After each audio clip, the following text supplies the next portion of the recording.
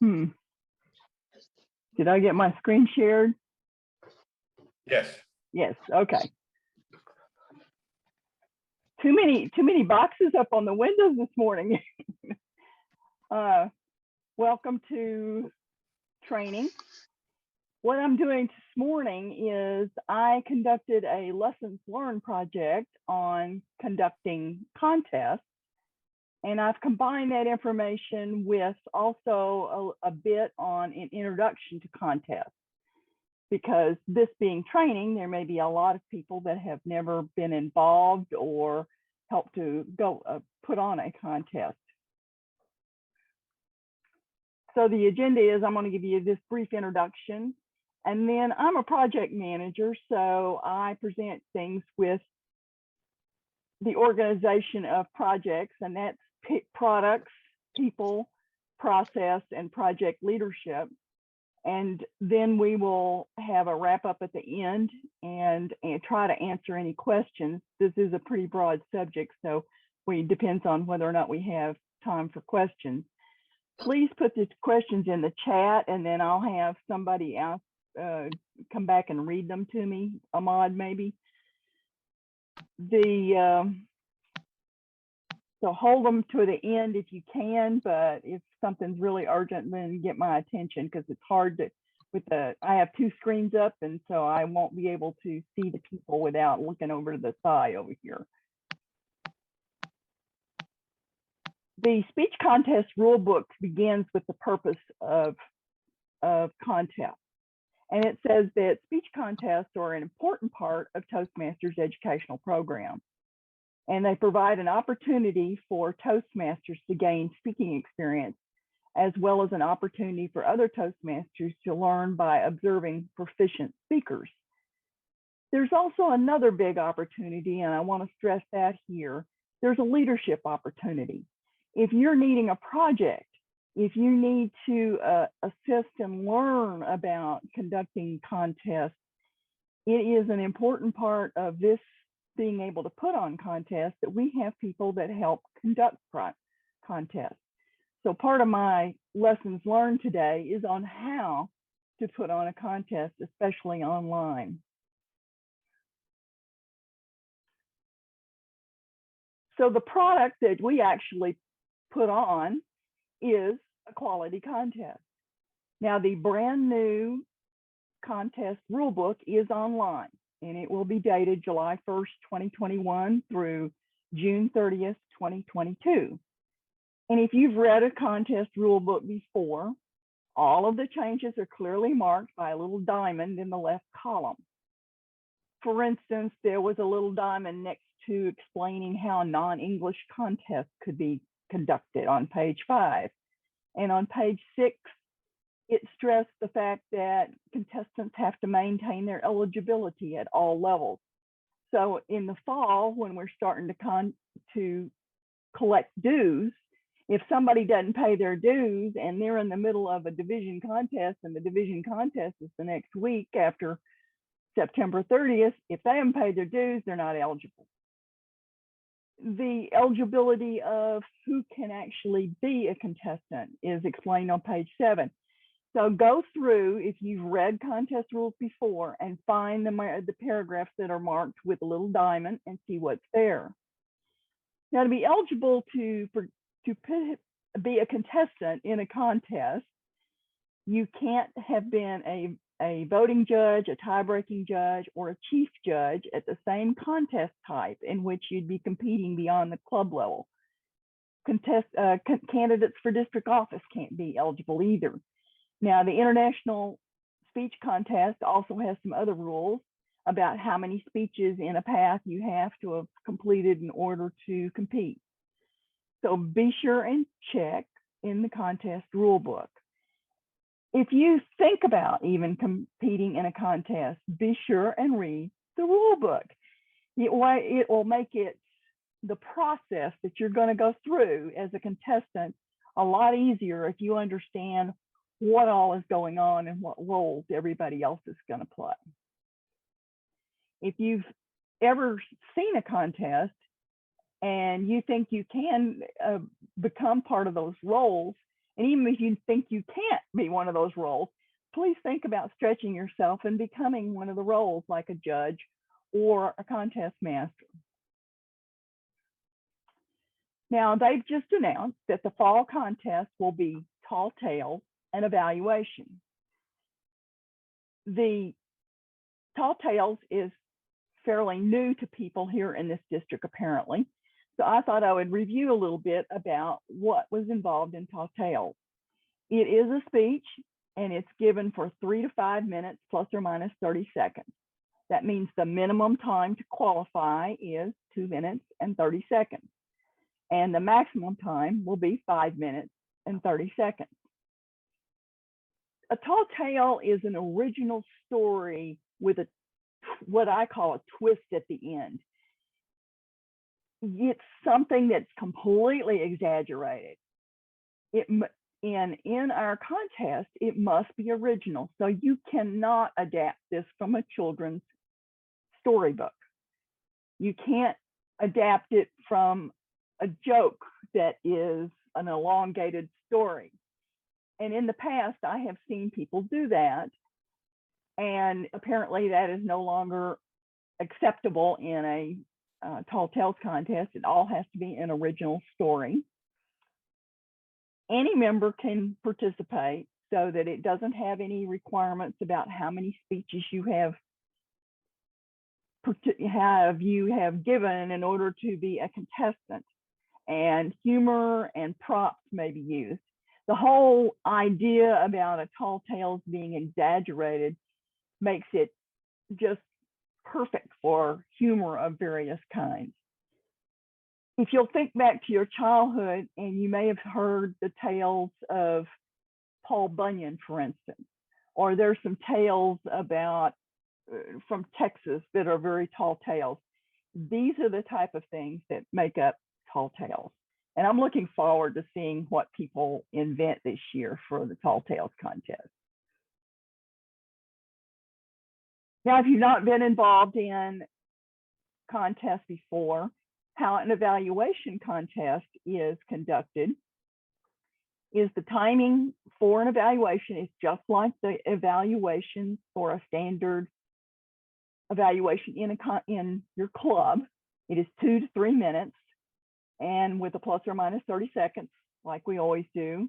1 minute, 30 seconds would be the minimum qualifying time, and your maximum time would be 3 minutes, 30 seconds.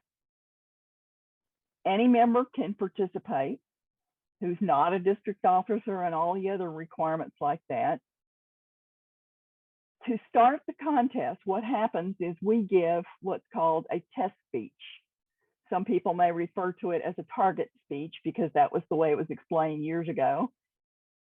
The test speech is a standard 5 to 7 minute Toastmaster speech.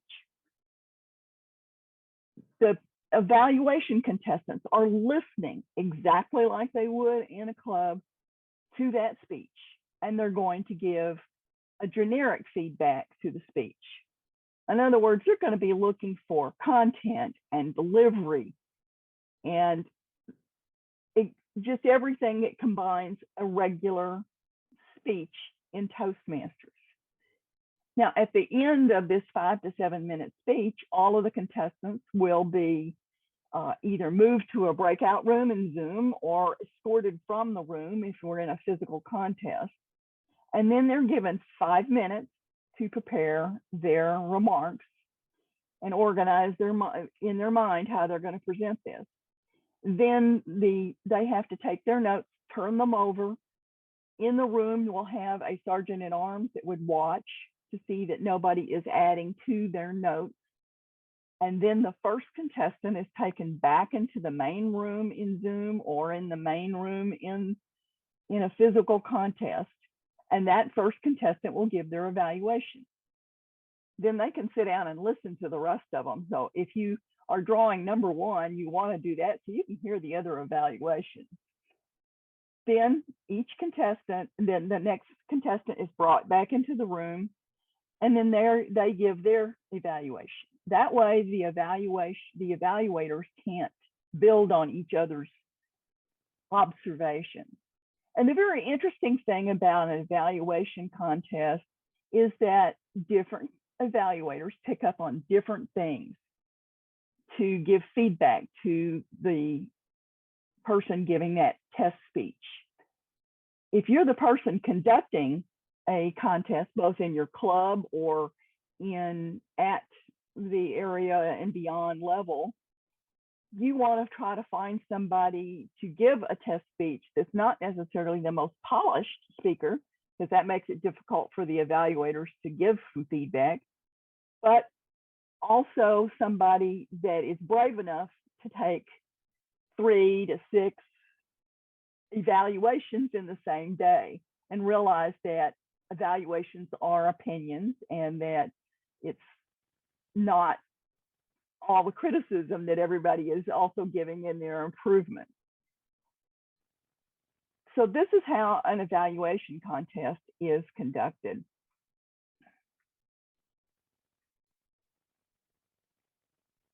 Now, to make sure that you really have a good quality product and that all of the people that are involved in a contest, you want to read that contest rule book. And there are a couple of other resources, and I'm about ready to cut and paste these into the chat box. And the first resource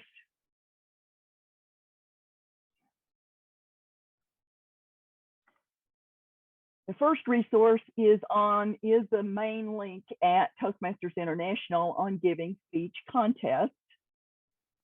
And then I will not be going into every role here because we don't have time in an hour-long speech to talk about all the roles and all the ballots and how it works and everything. And so there are tutorials on each one of the things that you could possibly do at a contest. If you have not participated in a contest before as a judge or a ballot counter or a vote counter, take time to go over and look at those trainings. And then you'll be prepared when somebody says, can somebody possibly be a judge for this contest? And then finally, this is a link to the current speech contest rulebook.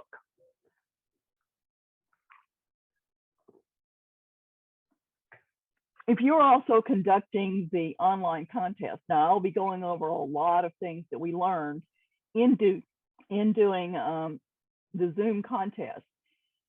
But if you go to Toastmasters.org and do a search on online contest best practices, there is a handout on the best practices. And it has some really good pointers in it that I may not cover today and that you'll be able to pick up on.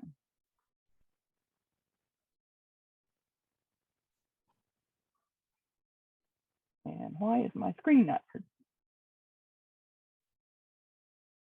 Here we go. So first, the contestants. How do we get the contestants for all of the contests? Each club in good standing, and you have to have had your dues paid at the club level, you choose a contestant, for the area contest, and you do it by whatever means the club desires. And what that means is you can hold a club contest.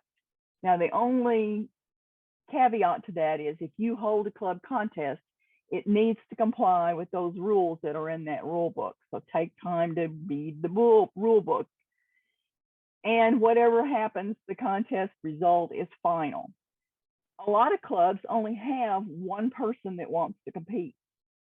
And in that case, the president can appoint that person to be the representative of the club. You discuss at your officer meeting how you're going to choose that contestant.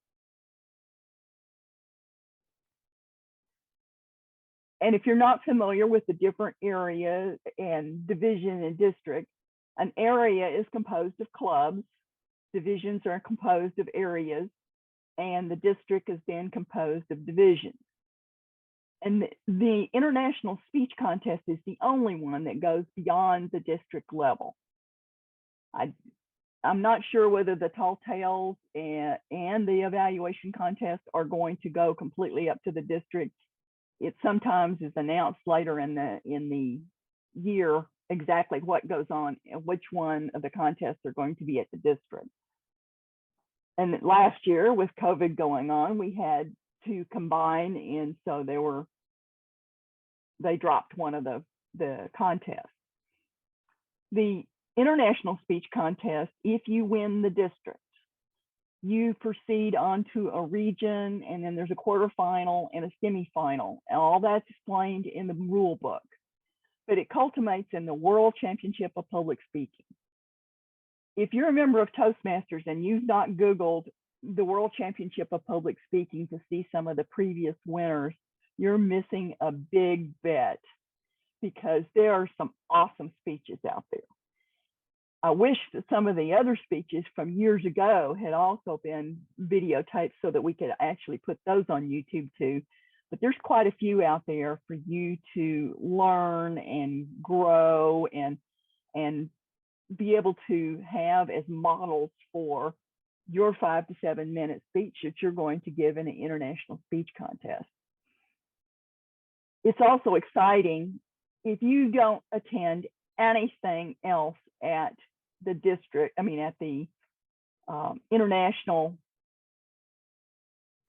conference, take time to at least drop in on one of the quarterfinals, the semifinals, or the World Championship of Public Speaking. It's really exciting to get to see those speakers. The winner of the World Championship of Public Speaking this year knew he was going to be on Zoom, and he made a phenomenal use of the screen in his speech. So if you're going to compete, I suggest highly that you go out and take a look at some of those previous contestants. Some of the other rules that may not be obvious to you, but as a contestant, you will be asked by the chief judge or the contest master to remove your name badges or any designation of a Toastmaster rank. In the Zoom contest, anything that's behind you on the wall or can be visible in the room needs to be removed, so that if you have speech contest trophies, if you have your certificates on the wall, anything that might give a designation of your rank needs to not be in the room with you on Zoom or physically on your body if you're in a contest. The contestants are only introduced by name, the title of their speech, and then it's also repeated, the title of the speech, and then the person's name. This keeps everybody on a level playing field. You do not know if that person has only been a Toastmaster for 3 months or 30 years. This is to help the judges to not necessarily to not be prejudiced against somebody who's been a Toastmaster for 30 years and has just now gotten brave enough to compete, versus somebody that's been a professional speaker that joined Toastmasters just to do the competing, and they are just awesome to begin with. Every participant in the World Championship of Public Speaking also cannot give just one speech all the way through all of the levels of the contest. You have to present an entirely new and different speech at the semifinals versus the World Championship. So go read the paragraph about how many speeches and what those involve.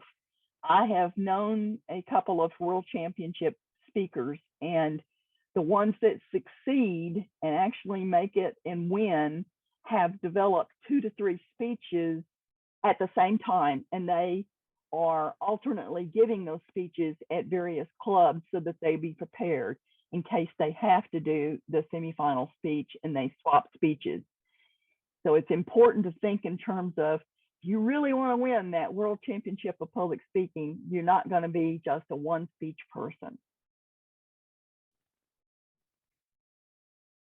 Now, when we do a contest, we have to have contest helpers.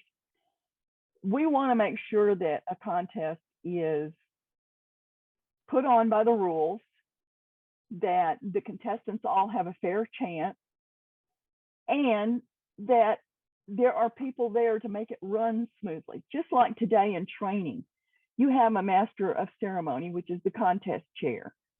Now, if you've never been contest chair, but you have been the Toastmaster at your club, we have scripts available. So don't not volunteer to do something like contest chair.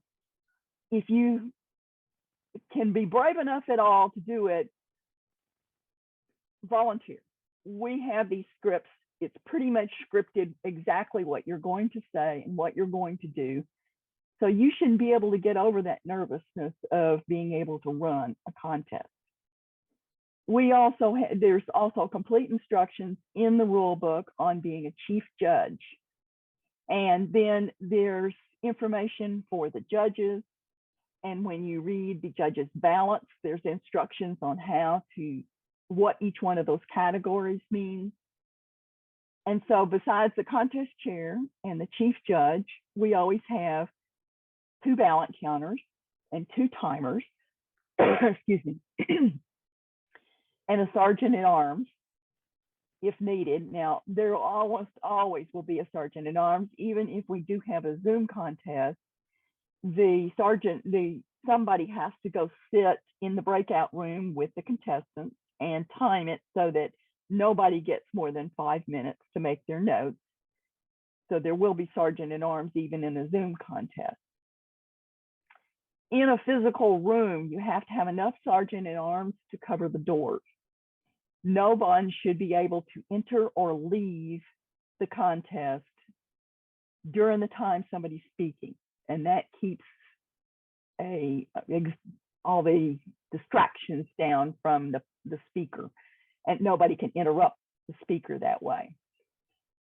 That can be a challenge if you happen to be at a hotel and it's like the district contest and you've got people that are serving all of the rooms. The contest master or the chief judge has to remember to go brief the kitchen help and tell them not to enter the room after a certain point because you're going to have a contest. And that way they're not entering and leaving the room trying to pick up all the glasses and the silverware and all that kind of stuff while you're trying to run a contest.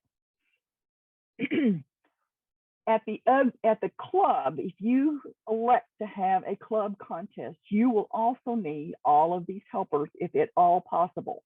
Now, it says all helpers are needed unless impractical, and that's in the rule book. So you can modify this to some extent, but if you're a club that has a lot of competition and you are going to officially run a contest, think about asking some other members. Ask your area director, ask people that you meet here in training to come and help your club put on your contest. I've even been in clubs that have outside judges because they don't want anybody that's a member of the club to have to actually judge the contest. So that's kind of up to you, and you want to think about that when you're running that club contest. Now, these are a little bit of the lessons learned that I drew in my motivational speaking, motivational strategies, I should say, path. There was a project in order to do a lessons learned after you did a major project. And I use this as my lessons learned. In project planning or as a project manager, we call this a project retrospective. We step back at the end and say, what went right, what went wrong? It's just like giving an evaluation for a speech. This was an evaluation for our contest. Zoom is a wonderful platform. As obvious by we're able to have training today, and I'm in Bowling Green, Kentucky. Most of you are probably in Tennessee. And all people could come together at the same time and still have training. It's wonderful. But there is a risk of technical issues. So how did we mitigate that risk? redundancy and planning. Now, how do I mean redundancy? Every one of the judges and the contest chair and the chief judge really need to have a text-capable phone. We were able to send text messages back and forth to each other in case there were issues. If somebody is having problems with bandwidth on their internet connection, a text message will get through a lot of times, even if the screen is frozen. Even if the audio goes bad, that text message can get through. So you definitely want to be able to have somebody that has text-capable phones to communicate back and forth. The contestants, how they did the redundancy was several people tested out their telephone, their hotspots off their cell phones. They made a connection, the internet connection by physically clipping into an Ethernet cable into their modem and then into their phone. Or in one case, I had a contestant who had the power go out at their house. They were able to get on and tell me that they were leaving and going to the office and they would be back online in 10 minutes. So while we were having briefings and other introductions and everything, that person was madly driving to their office and still was able to compete. So think about having backups to connections, especially if you're going to be a contestant or the chief judge or the contest chair. Now, audio quality. A lot of people aren't aware that their microphones on their computer aren't all that great, especially if you have an older computer. One of the things that I have recommended to people is have Bluetooth earphones. Like today, I have on my Bluetooth earphones, and because of that, the microphone is also built into these earphones. It makes the audio quality so much better than if I'd used the audio off of the computer. And there are no echoes. It has noise cancellation, so it doesn't pick up the fan in the room.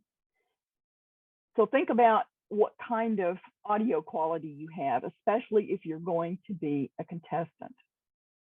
Now, today we didn't ask people because we don't have quite that many people online, but in a contest, we have had to ask our attendees to everybody turn the video off unless you are the speaker or the contest chair.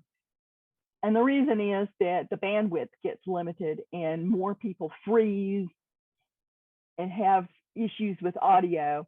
So be sure and tell everybody when you start that contest to turn their video off and help save that bandwidth so you make sure that that contestant will have a wonderful opportunity. You might also consider turning the chat off. Some of the people like to be very social during the time people are speaking and put information out in the chat box, comments on speakers. And this is particularly bad in a speech contest because you shouldn't let comments on the current contestants be visible to everybody in the room, including judges.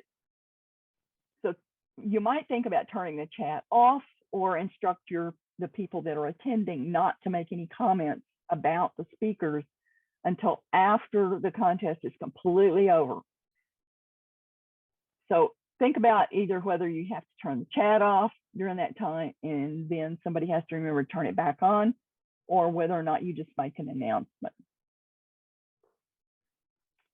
Other things that happen with the Zoom as a platform. Some people are they're so used to using their iPhone and they're holding it vertical that you have to tell them to try it out by turning it horizontal. This gives you more room. On a computer like I'm talking today, I've got a lot more room to move my hands because it has a wide angle lens to the camera. Whereas on an iPhone, you need to turn it horizontal so you have that room to move about as a contestant. the video turned vertical is also difficult to get the depth of the camera in the speaking area. One of the things that we did, and we'll talk about that in a minute, to prepare was have speakers briefings.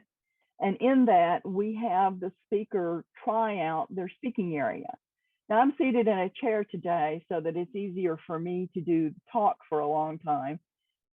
In a contest, you have the person step about 3 feet back because you're going to want to see from their waist up so that you can see their entire body for gestures. Be sure and have the contestants try out their speaking area so that they know how far to the left or right they can move, or where it is that their hands go off the camera. And be sure and have somebody that's experienced in handling the movement of your contestants to that breakout room for that evaluation contest this fall and for the table topics contest in the spring. And that movement between the main room and the breakout room can happen fairly smooth, but you need to have somebody that's familiar with doing that. For timers, you want to have somebody that has that virtual background so that they can show it on the screen without having them be visible through their camera. So they want to use the background, the virtual background. And there are even some virtual backgrounds running around that actually have the time even displayed. But for the contest, red, yellow, and green background is sufficient and will give everybody just as much feedback by seeing the different colors on the background. Now, when they show the virtual background, be sure and to train your timers to take a little sheet of paper and cover over their camera. And what that does is only show the background if they're using a virtual background. And that way the person themselves are not superimposed on that red, yellow, and green background. Now let's talk about planning of the contest. The area directors and the division directors will shortly will start asking for volunteers to help conduct the contest, which is one of the reasons today that I'm spending a little time on this. I want people to feel comfortable. You may never have even attended a contest before, and still you could volunteer to be a timer. You've been a timer at a club, you can be a timer at a contest. There are only a few rules slightly different. So the logistics of having that contest go on are slightly different on a Zoom versus being physically present. One of the things that makes it run efficiently is to take and get all the certificates of eligibility, which have to be signed, and email them to everybody prior to the briefing. And this is not just prior to the contest, but prior to any briefing that you had pre-contest. The way that everybody's got all their ducks in a row before you get to the contest. I actually love this about an online contest. In physical person, we're all running around. We've got these pieces of paper. Some people have forgotten to sign them. Everybody is prepared by doing it at the briefing, and that helps save a lot of time in the pre-briefing. Make sure that everybody, all the contestants, all the helpers, understand the logistics of what's going to go on with that contest. And in that, we had a contestants briefing, and then we were able to explain to everybody how it was going to happen. Not everybody has come to a club officer training like you are today. Not everybody has been to a contest before, and yet they're competing. They have volunteered to be the contestant. Let them have the opportunity of knowing what is actually going to go on in that contest and help them feel comfortable. We had 2 meetings prior to the regular contest. We had a meeting with the contestants where we did everything that would normally happen in a contestant briefing, except for drawing for the speaking order. We wait until the day of the contest to draw for the speaking order. And we do that in a pre-briefing just before the contest starts. That way, if somebody doesn't show, they don't get their number until, and if they don't show up and they're just late, then everybody draws their number and that person gets whatever's left over. But that way, the drawing happens on the same day of the contest. We had a contestant meet with us in the contestant briefing, but then had a family emergency and was not able to compete, so therefore didn't show on the day of the contest. With the contestants, be sure and do an audio check. Tell them how good how well it sounds, how good their voice projects. Some people in certain rooms kind of echoes a little bit, and so you have to tell them, oh, we need you to speak up more. That way they had an opportunity to try out all these different things. Show them the speaking area, help them understand where their camera is and what their limits are. And this briefing is their opportunity to try out more than one thing. I had one contestant tried out their iPhone as well as their computer so that they could see both ways and how they looked from either one and can make that decision about whether they wanted to have their iPhone be their camera or whether their computer be their camera. Make sure the logistics are completely explained, Just want all those contestants to be comfortable. We want all of the contest master and the chief judge to be comfortable with everything that's going to go on also. One of the things that we did in a Zoom contest, and you have to remember to put it in the contest script, and I failed to do that, so I forgot one contest. To every contestant, we were going to say, is your microphone on? And are you ready? And that way the person has to answer, and you can hear whether or not their microphone has been turned off of mute. It's so easy on Zoom just to start talking and not realize that you've been on mute. And we want those contestants to know for sure that their mic is hot and that you have checked to make sure that they are ready. In a speech contest, when we're physically in the room, people are given opportunity to step on that stage, take a deep breath, put their hands down to their side, and then begin. And we always instruct the timers not to begin the timing until the first gesture or audible word is spoken. If there's movement and somebody starts pantomiming something, that is still considered the beginning of the speech. So it has to be included in the timing of that contest. So even in Zoom, we do the same thing. But we want to make sure by asking that question that everything is ready and ready to proceed. Now, we had a separate meeting for the judges and helpers.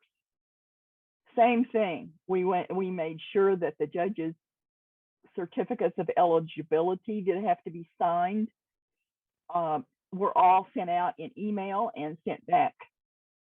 The contest chair had the agenda. If you need to give the contest chair some feedback about the timing and how long it's going to be before the results come in, or how all of those results are going to be handled, then that's the place to work out the issues. You also give instructions to the sergeant at arms, the timers, and the vote counters to rename themselves, just like we did today for the training, into their role plus their name. So if it's timer, then just put timer in name, or timer number 1 and timer number 2, so that somebody knows which timer is going to show that colored background so that they can pin the timer. And be sure in your contestants briefing to help people learn how to pin the timer, so that that timer is in the top of the list of, in the little boxes that show up on Zoom, so that they can always see that timer. The judges cannot be identified. They have to be anonymous. And so the judges need to be told to take down their pictures off of their Zoom account and to rename themselves the minute they get in, or go change their name in their Zoom account so that it's judge number 1 or judge number 2. Now Ahmad and I learned real quick, it's easier for each one of the judges to have a number. And the reason being is because sometimes you run a combined area contest in the same physical contest. We had multiple areas going on. Some of the judges could not judge the contestant from their club. So they got to judge all the other areas except for the area their club belonged to. And so judge number 1, 5, and 6, and 7 were in the first contest, and judge 2 and 6 were judges in the next contest. So the chief judge needed to know, 1, that the judge was online in case there was a connection issue or something like that, that those judges were online, and that they were the proper judge judging which contest. So you want to talk to the timers about the timings, how to give the timing charts where you write down the contestant and the timing, who is going to give that record of the timing to the chief judge or the contest chair. How you're going to get that? Are you going to have them take their iPhone, take a picture of the form? Are you going to have them type it into a chat box?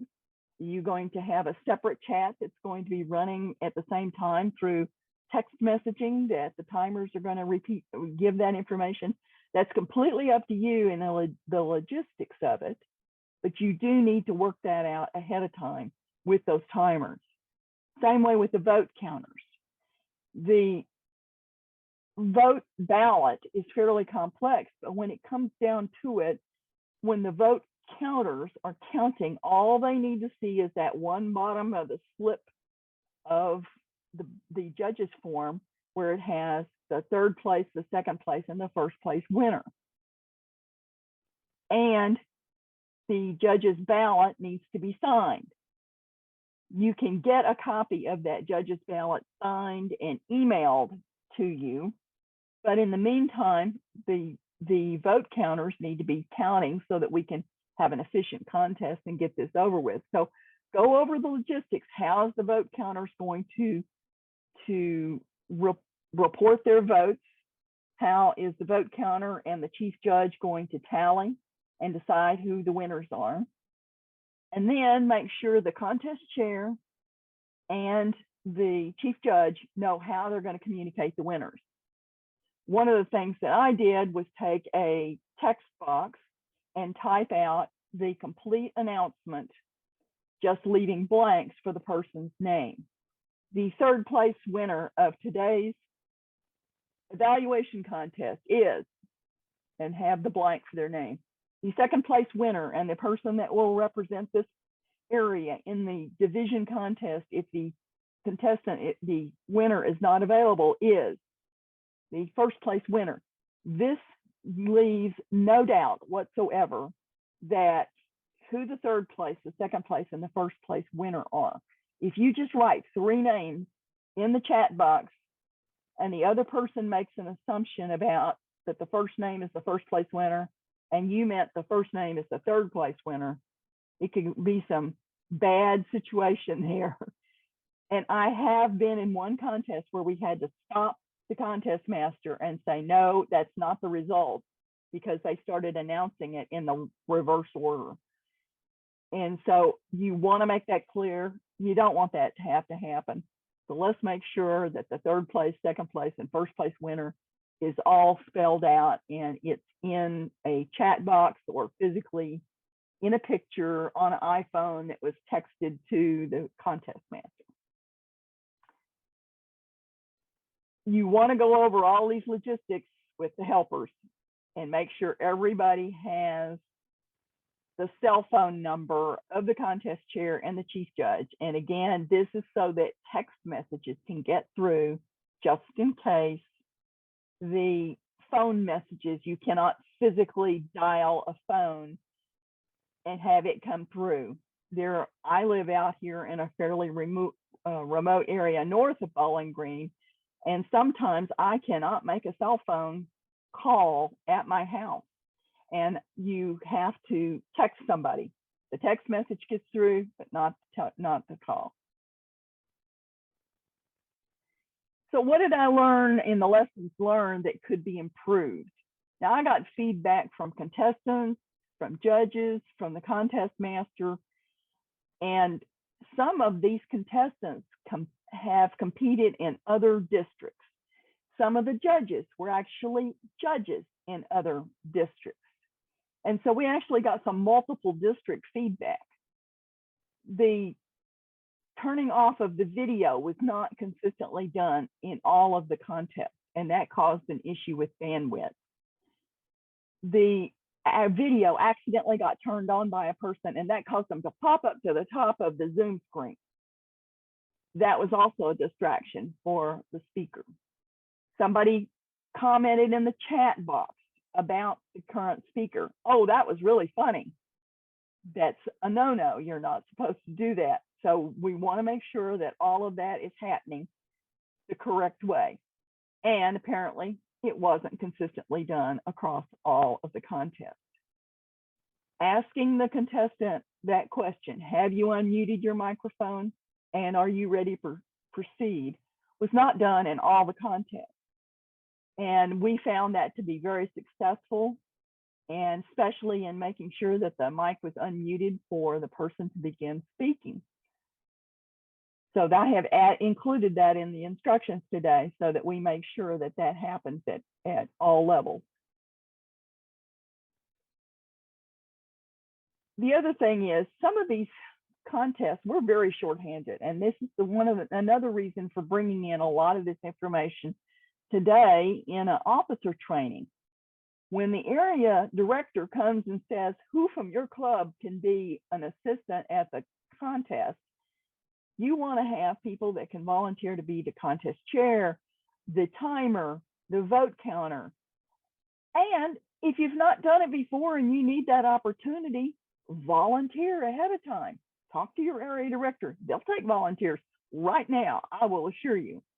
We were extremely shorthanded, and the chief judge or the contest master had to also perform as Zoom master.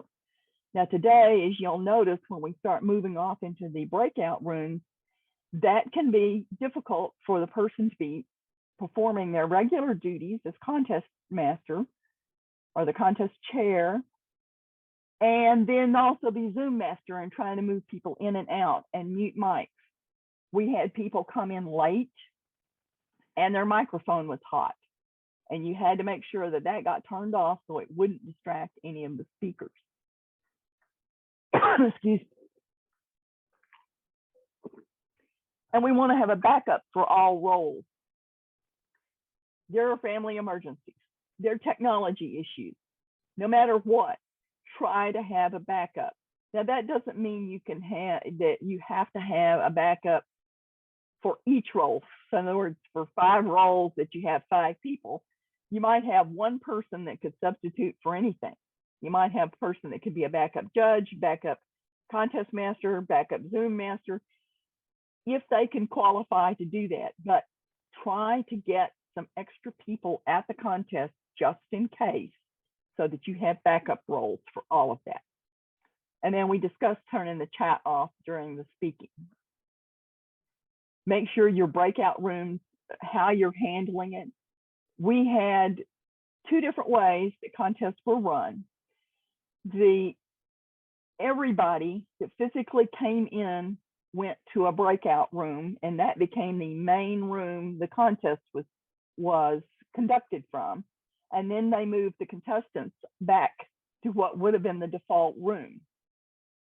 And the reason they did that was in case somebody lost a connection, the contestants couldn't accidentally come back into the room and be hearing another speaker that they're not supposed to. But you can also mitigate that by having the waiting room, and that you have to admit people. And so you can turn that waiting room on, and then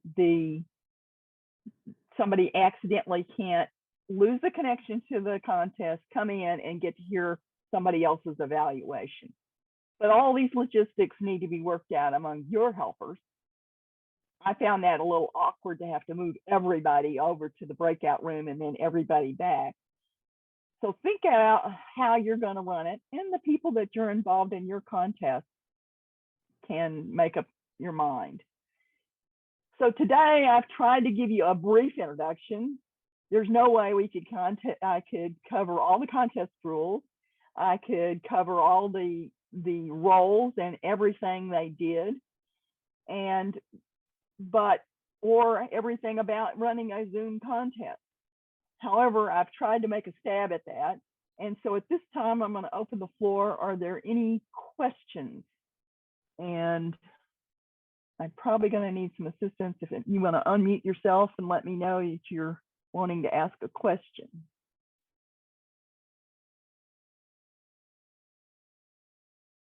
My second monitor is over here, so I'm.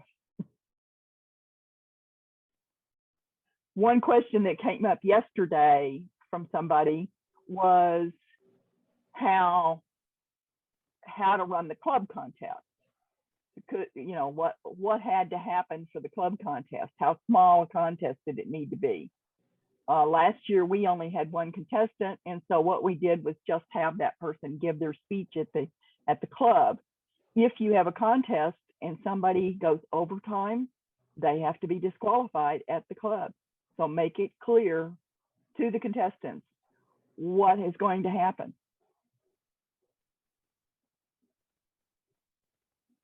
Any questions?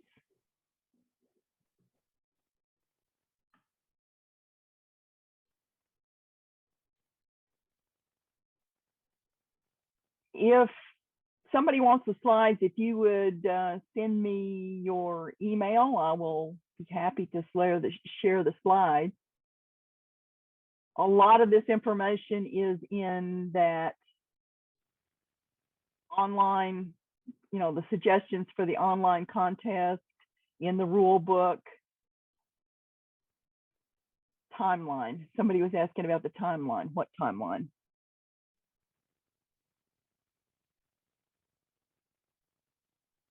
Timeline for fall. Ahmad, do you have the dates for your contest handy? I know you've already announced.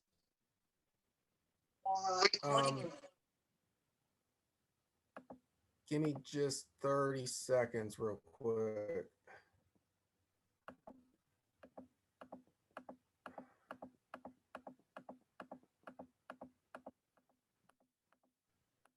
Okay, actually for Division F, so the combined area contest is going to be on September the 18th. So that's going to be for tall tales and evaluation. And then the division contest will be October the 30th.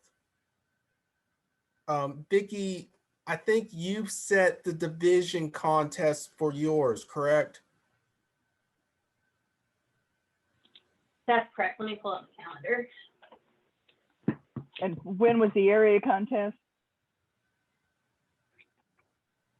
Ahmad? The combined area that's going to be for 60, 62, and 63 are going to all be on September the 18th.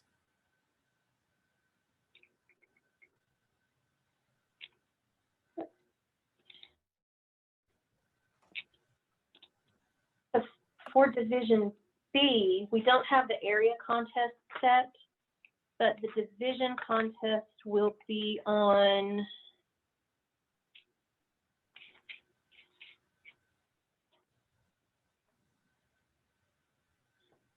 Saturday, October 9th.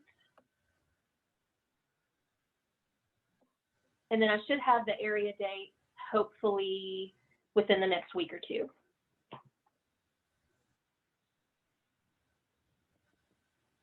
And Marty also put the link to the district calendar. And hopefully they'll keep it updated. It's one of my